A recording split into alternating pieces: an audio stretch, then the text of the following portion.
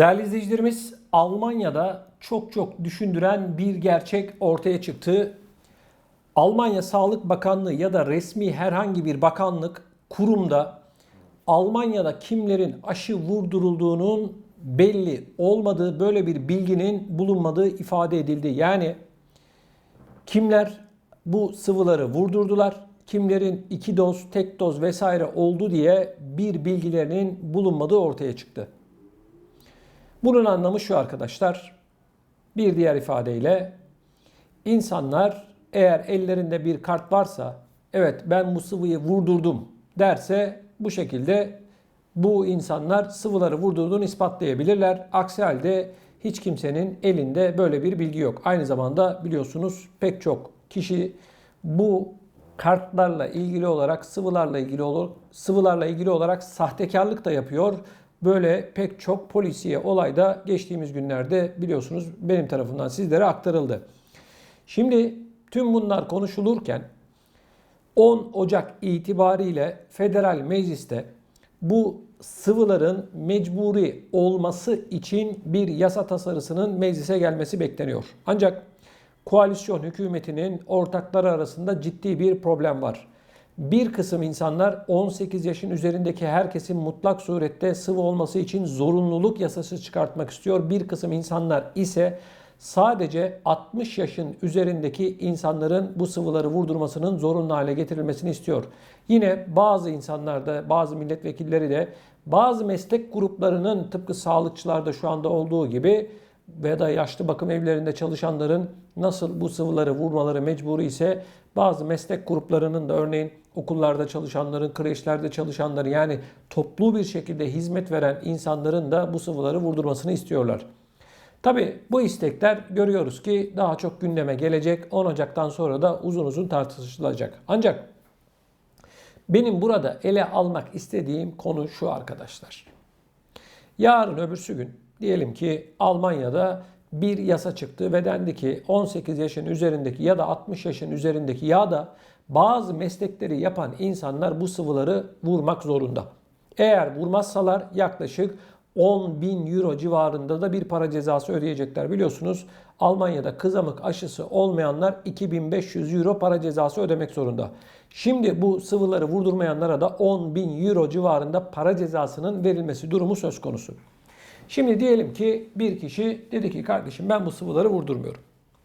Tespit ettiniz. Nasıl? Elinizde böyle bir de veri yok ama diyelim ki bu kişinin iş yerinden baskı geldi. Sen bu sıvı kartını getir. Kartım yok. O zaman sen sıvıyı olmadın diye yetkili makamlara bildirdiler. Bu kişi de evinde yatıyor. Diyelim akşam. Kim gelip bu kişiyi evinden alacak, hastaneye götürecek, kolundan tutacak ya da ellerini kelepçeleyecek, bu insana bu sıvıyı vuracak. Tabloyu bir düşünün. Şu anda Almanya'da yaklaşık 25 milyon insan sıvıları vurdurmadılar. Bugün bu yasa çıksa ve bu şekilde zor kullanarak dahi insanları sıvılamaya kalksalar 1-1,5 yıl sonra bitiremezler. Hiç kimseyi de zorla elinden kolundan tutarak elini kolunu bağlayarak aşı yapamazsın. Böyle bir şey yok. Böyle bir şey kabul etmek de mümkün değil. Onun için bu üzerinde tartıştıkları zorunlu olacak, bu sıvılar zorunlu olacak diye konuştukları koca bu devlet adamlarının yaptığı ne biliyor musunuz? Sadece ve sadece laf kalabalığı. Başka bir şey değil. Bu yasayı çıkartacaklar mı? Evet çıkartacaklar. Bana soracak olursanız önce bazı meslek grupları ve 60 yaşın üzerinde olan insanlara bu sıvıları zorunlu hale getirecekler. Nasıl bir denetim olacak o da belli değil. Şu anda bile kimlerin kaç doz yaptığını bilmiyorlar. Kimlerin örneğin bir mahallede 1000 kişi yaşıyor. 1000 kişiden kaçının bunu vurdurduğunu bilmiyorlar. Neyi biliyorlar? Rakamlar. Nedir rakamlar? Örneğin bir aşılama merkezi 5000 kişiyi yapıyor aşı. İşte Bavyera'da başka, işte Saksonya'da başka ya da işte Münih'te, Berlin'de başka yerde başka. Bu rakamları topluyorlar ama kimin olduğu belli değil.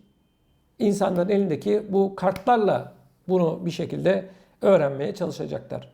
Bu saatten sonra yani milyonlarca insan aşı olduktan sonra da artık bu rakamları tutmaları mümkün değil. Federal Sağlık Bakanı yeni göreve gelen açıkladı. Dedi ki bu rakamlar doğru değil dedi. Robert Koch Enstitüsü'nün açıklamış olduğu günlük vaka sayıları ve hayatını kaybeden insanların sayıları doğru değil dedi. Hatalar var dedi. Yani Federal Sağlık Bakanı'nın kendisi bunu açık bir şekilde itiraf ediyor. Yani Almanya bu işi öyle kolay kolay çözemez arkadaşlar. Hiçbir yerde biz bunu zorunlu hale getirdik diyemezler. Kontrolü yok arkadaşlar. Ha ne olur? Şunu yaparlar. İş yerlerine derler ki herkesin bu kartları var mı yok mu? Mutlaka kontrol edin. Olmayanları bize bildirin, yaparlar. İnsanlar uçağa binemez. İnsanlar seyahat edecekse gümrük kapılarından geri çevrilirler. İnsanlar okullara giremez. Yani insanların hareket kabiliyetini ya da hareketlerini kısıtlarsan bu şekilde öğrenmiş olursun. Ama bunu yarın sabah yapmaya başlıyorum dersen 1,5-2 yıl sürer. Yani 2 yıldır hayatımızda olan koronavirüsle ilgili olarak özellikle bu siyasetçilerin dişe dokunur bir şey yaptığını ben düşünmüyorum. Eğer yapsalardı bugünkü vaka sayıları ve hayatını kaybeden insanların sayısı bu noktaya tekrardan geri gelmezdi arkadaşlar. Rakamlar geçen yılla neredeyse aynı oranda. Soruyorum o zaman, geçtiğimiz aylarda açıklama yapan tüm siyasetçilere ve bazı bilim insanlarına dediniz ki bu sıvıları vurduran insanlar hastanelerde daha hafif bir şekilde ya da evlerinde bu virüsü atlatacak dediniz. Sağlık Bakanı, Almanya'nın Sağlık Bakanı açıklama yapıyor. Diyor ki pek çok noktada yoğun bakımlarımız doldu. Pek çok hastane şu anda kapasitesini doldurmuş vaziyette diye açıklama yapıyor. O zaman bu hastanelerde bulunan insanlar kim? Kim yani? Yani insanlar, sözün özü şu arkadaşlar. Gerçekten kime inanacağımızı şaşırdık. Diyorlar ki biz zorunlu yapacağız bu sıvıyı falan.